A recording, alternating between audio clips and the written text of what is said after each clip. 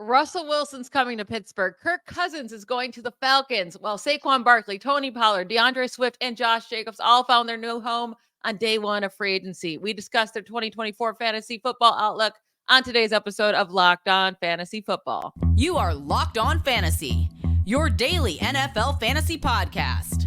Part of the Locked On Podcast Network, your team every day.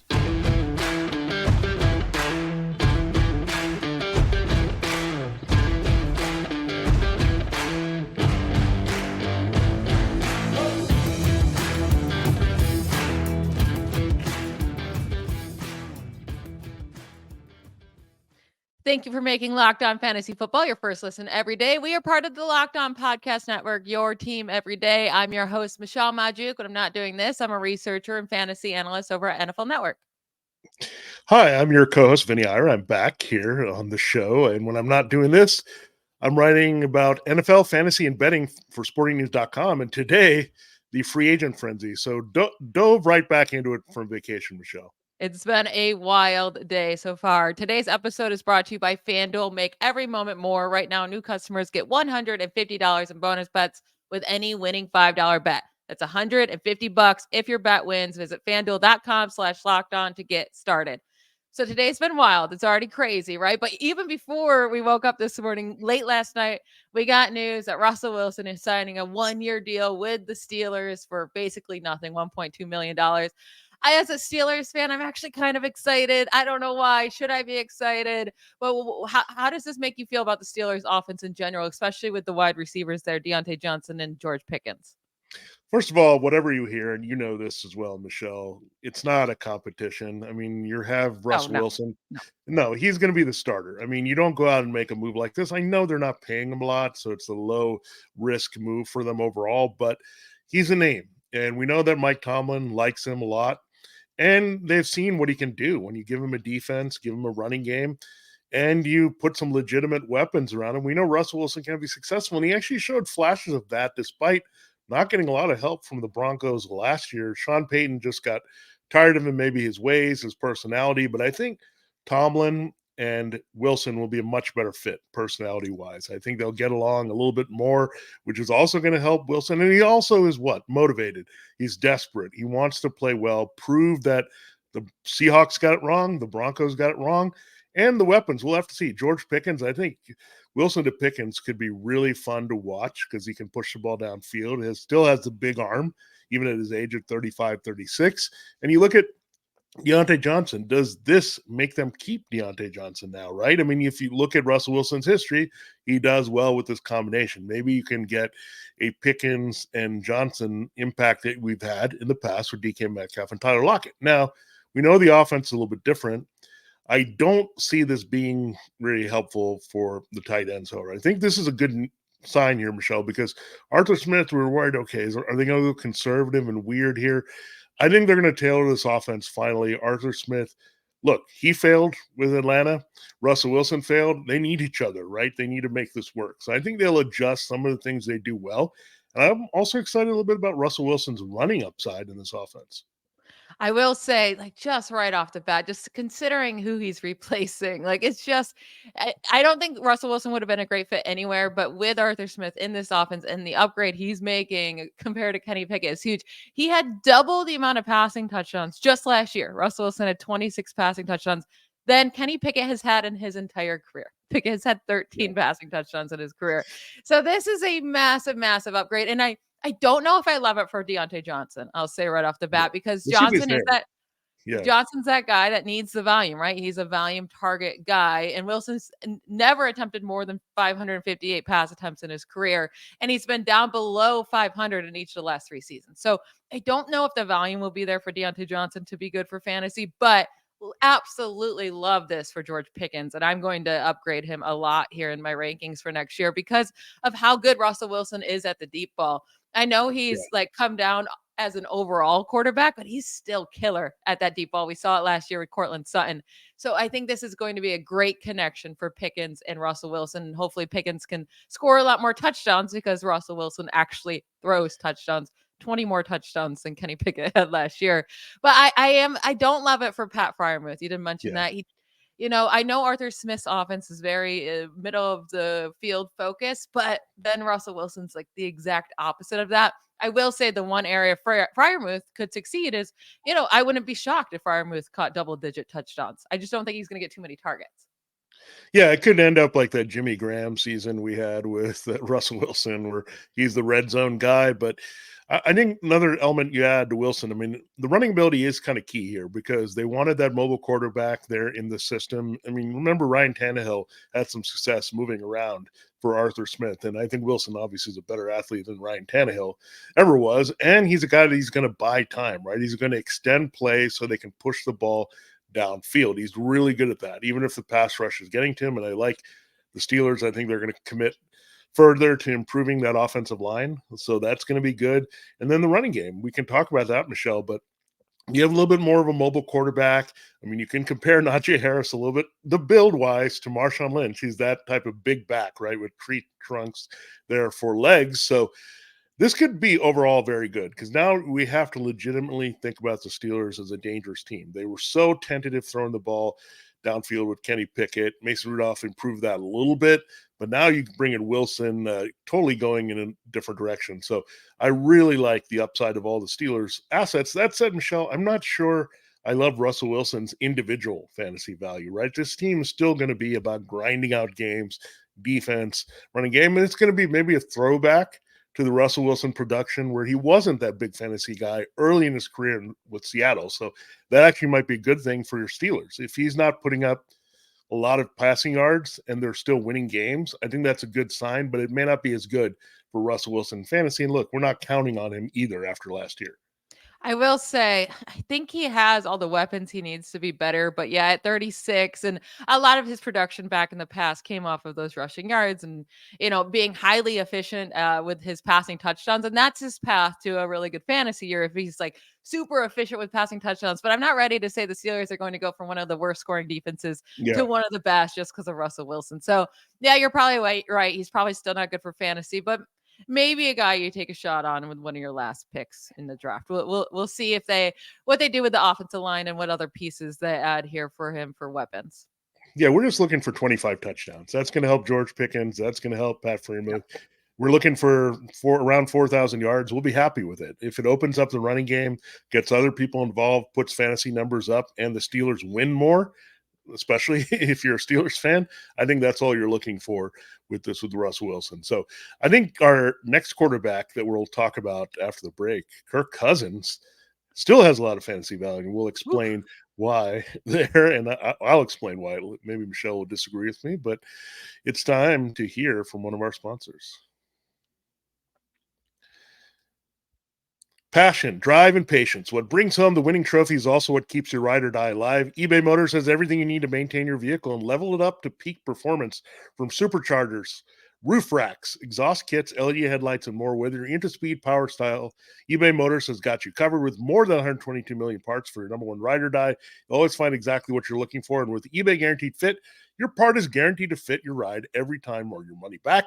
Because at eBay Motors, you're burning rubber, not cash. With all the parts you need at the prices you want, it's easy to turn your car into the MVP and bring home that win. Keep your ride or die alive at ebaymotors.com. Eligible items only. Exclusions do apply. eBay Guaranteed Fit is only available to U.S. customers.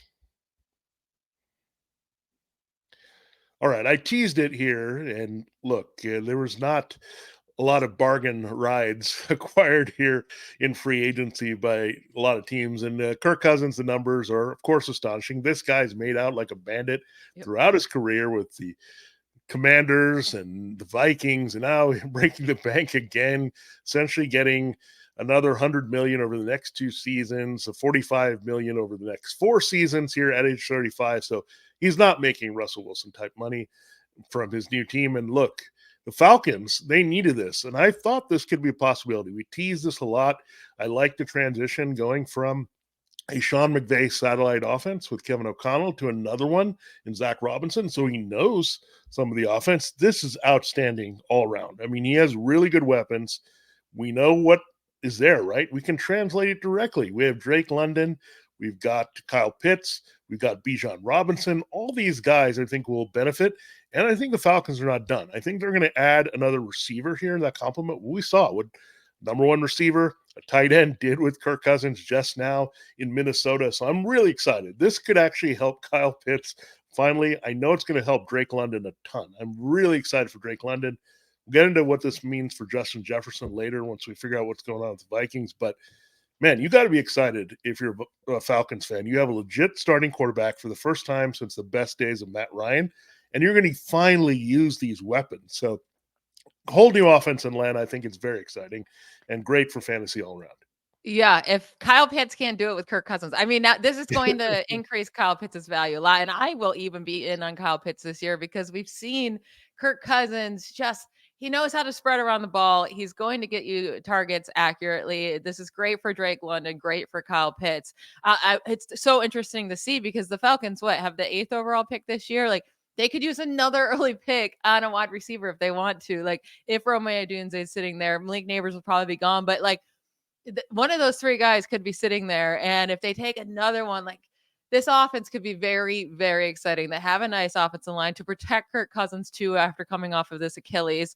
I think this is great news for everybody involved. I don't know about his fantasy outlook though, right? Because Cousins hasn't been extremely consistent with fantasy. He's been kind of those like fringe guys where you just feel good about, but like not great. And now you're saying he's going from Justin Jefferson to Drake London. I do think that is a huge hit. And so for fantasy, I'm probably out on Kirk Cousins, but for everyone else on the Falcons, I think he increases their fantasy value by quite a lot. I mean, the one thing about Kirk Cousins, remember before the season, I had said he's going to put up some career numbers, and it didn't happen because he had the Achilles injury, but he was rolling before he was heading there. Yeah. Yeah, he was heading there. I mean, if you look at where the numbers were, if you throw out Joe Flacco, which was a short sample size, for average points per game, Kirk Cousins was right there. He was at QB6 there before he went down. And look, it all made sense. He had a wide open passing game. The running game was terrible for most of the year. He had 3 amazing weapons. So, look, he can get it done. What I like about him is his arm changes the game, right? They've had nobody to push the ball downfield. So Drake London's going to be exciting. We talked about the possibility now. They don't have to take a quarterback in the first round. That is the wheelhouse for one of those great wide receivers we said. So they could recreate this, right? They could say, we've got London. Let's go get like a Jordan Addison that we had for Justin Jefferson. They could do the same thing with the blueprint. I'm really confident what they'll do here. So if you get that, then you move around Kyle Pitts, you add a slot guy that they can get on the cheap.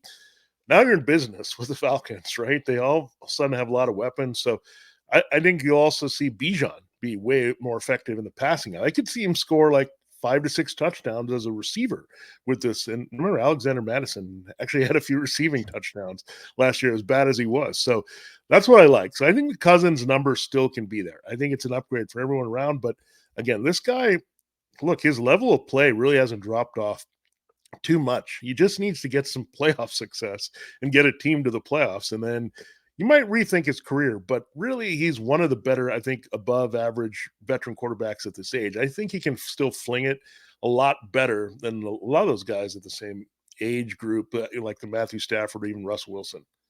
The question now, though, is who in the world is going to pass to Justin Jefferson and Jordan Addison and TJ Hawkinson? Because as exciting as this is for the Falcons offense, it's like, oh no, for the Vikings offense in terms of fantasy, because I don't know where they go to now. Do they move up in the draft? I don't know if or do they just stick where they are and hope for JJ McCarthy or Bo Nix or someone like that? Or like, is there still a spot left for Justin Fields too, right? Because the Steelers and Falcons now are out of the equation. Those were kind of the top 2 landing spots we were considering for him.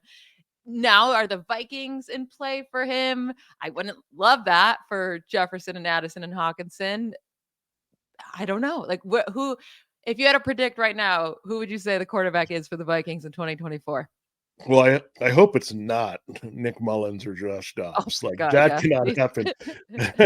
But I think a player to watch potentially here is actually in the draft, Michael Penix Jr. Like, he has climbed a little bit in the draft. I think he fits more what this Ram-style offense does because they want a guy who can throw the deep ball. He throws a pretty deep ball. And if he's well protected up there, and like Penix would really – anybody who goes to the Vikings now with those weapons – yeah, I'm kind of interested, even if they're a rookie at this point in fantasy. And I don't see Fields going there for multiple reasons. This is kind of bad for the Vikings, right? Because the Bears own that number one pick and they employ Justin Fields. So it's hard to make a trade in the division for either of those things. So they might have to slide up, like you said, for JJ McCarthy if they like him a little bit more, or Bo Nix. They might have to be a little aggressive now in the draft and make that happen. So I hope they go the rookie route, because I would not be excited about any kind of bridge option like a Sam Darnold or someone like that. That's a possibility, Michelle, because his friend Josh McCown is on the staff. So if it's not one of those, I think what's going to happen, you'll get a rookie quarterback and you'll get Sam Darnold, and that'll be your combination in Minnesota. Yeah, probably. I will say, like, I'm wondering now with the Justin Jefferson extension, does he sign there not knowing who his quarterback will be? He was pretty adamant that he wanted it to be Kirk Cousins. I don't think he follows him to the Falcons, No. but at the same time, is he willing to extend, sign a long-term contract with them without knowing his quarterback? We'll see. We just got breaking news on the podcast, right? As we're recording this, and we'll hit on that in our next segment, because Aaron Jones was just released from the Packers. We had a lot of running back news happen already this morning, including Josh Jacobs signing with the Packers. Thought it was super random. Now it's making sense, but we'll hit on all of those moves in our final segment. Get buckets with your first bet on FanDuel, America's #1 sportsbook, because right now new customers get $150 in bonus bets with any winning $5 bet. That's $150 if your bet wins. Bet on all your favorite NBA players and teams with quick bets, live same game parlays, exclusive props, and more. My favorite player prop for tonight's slate of NBA games is Mavericks Luka Doncic to have over 43.5 combined points and assists against the Chicago Bulls. Again, that's 43.5 combined points and assists for Luka. To get in on the action, just sign up at FanDuel.com/lockedon and to get $150 in bonus bets with any winning $5 bet. Visit FanDuel.com/lockedon and shoot your shot. FanDuel, official sportsbook partner of the NBA. So since this breaking news just hit, let's start right with the Packers, because they released Aaron Jones and they're moving on to Josh Jacobs now. At first, I was like, oh no, this is terrible for the Packers backfield. We're going to have no idea who's going to get the majority of the carries or the goal line work. But now this is Josh Jacobs' team. A.J. Dillon's gone. Aaron Jones is gone. How do you feel about this move for Jacobs? Because it seems like he's getting a pretty huge upgrade from an offense going from the Raiders to the Packers. Yeah, I mean, there was a lot of production, as we saw, available when those running backs and their offensive linemen were healthy. We saw Aaron Jones rip it up in the playoffs for the Packers and help them make that deep run. So they did have the potential in the running game. What happened was they trusted Jordan Love in the passing game. That opened things up in the running game. They got a few linemen in there. They did release David Bakhtiari, so it'll be interesting to see what they do. Bakhtiari, however, was not healthy for a lot of last season. They managed without him just fine. So this is a very good offense. We know it has high upside.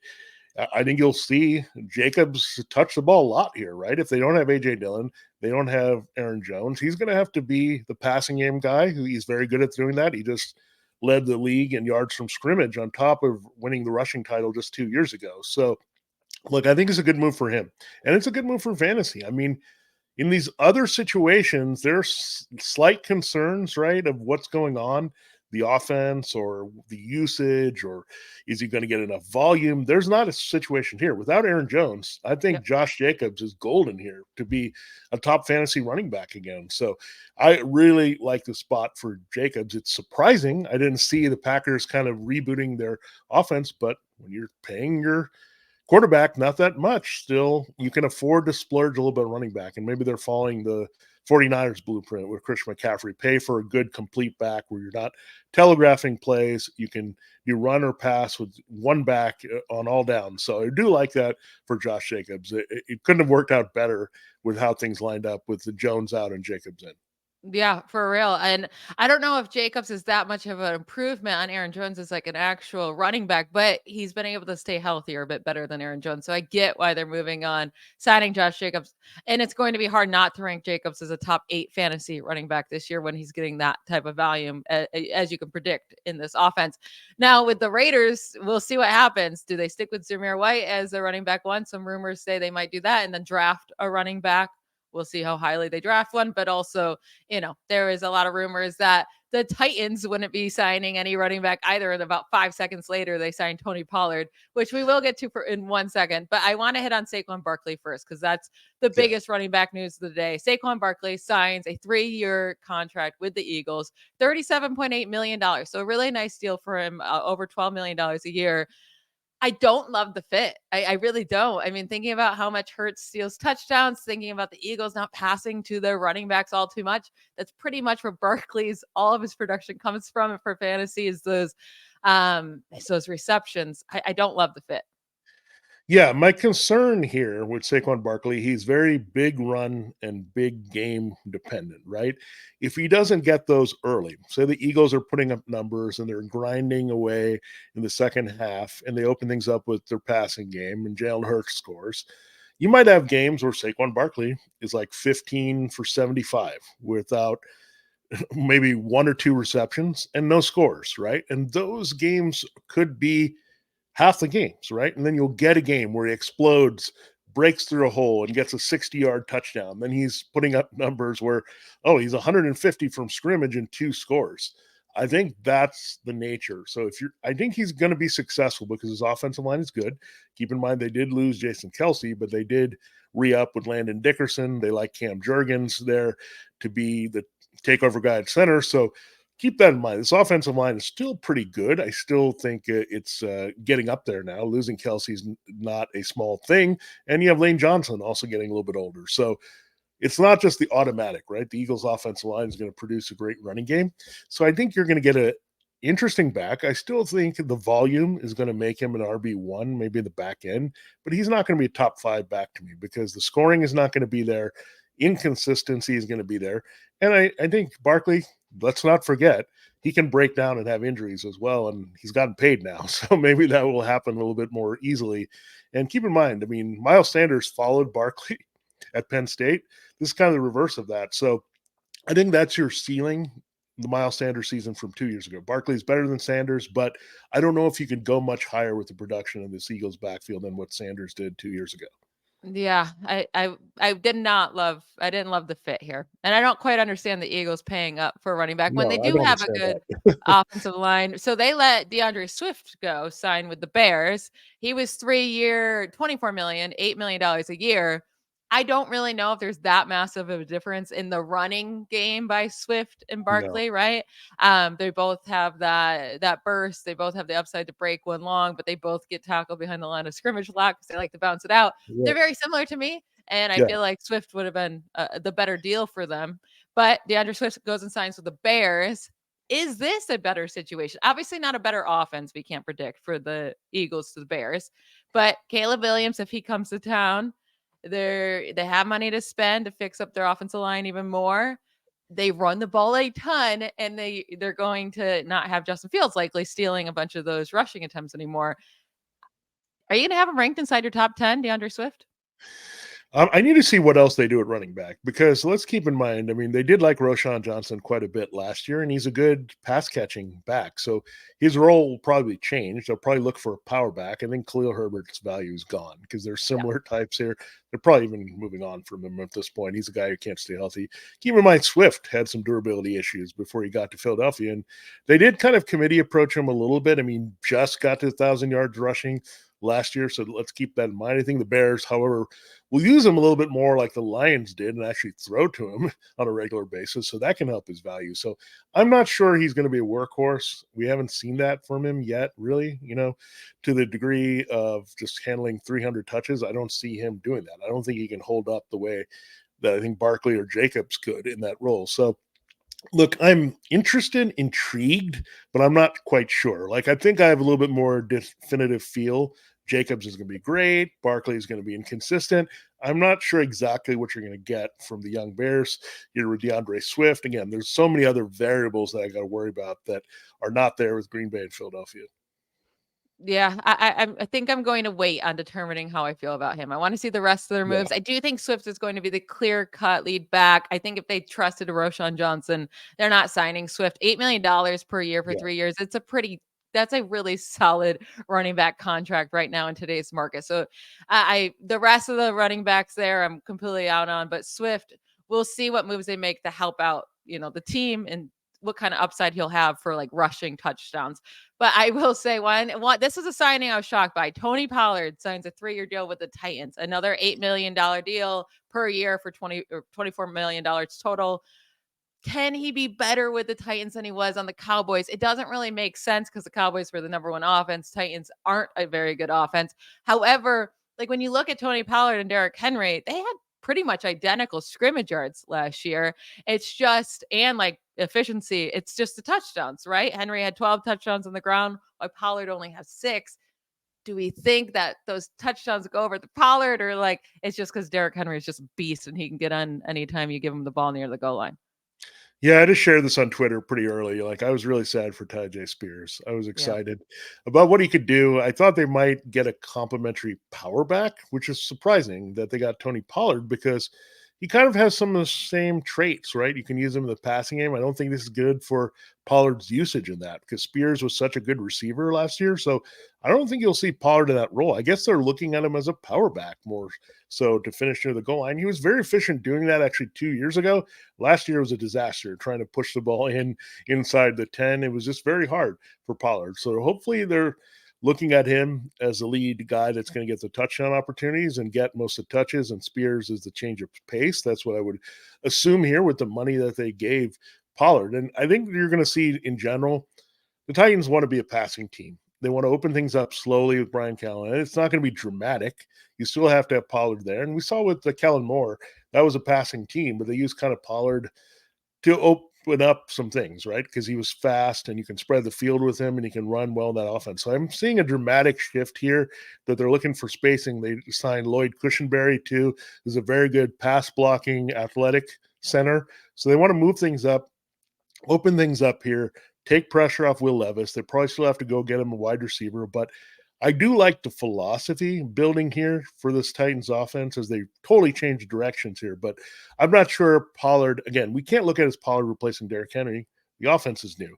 I think you have to look at it as how does Pollard work with Tyjae Spears in this offense? Is he going to be treated like Joe Mixon, right? Doing a parallel from the Titans and Callahan to the Bengals. So these are things that we have to more look at and not replacing Derrick Henry directly here. But this also brings up the question, where's Henry going? You look at the Cowboys, the Ravens. I mean, he's going to be the next big domino to fall. So I'm really excited to see. I think he could end up in the best spot and be better than all these guys still.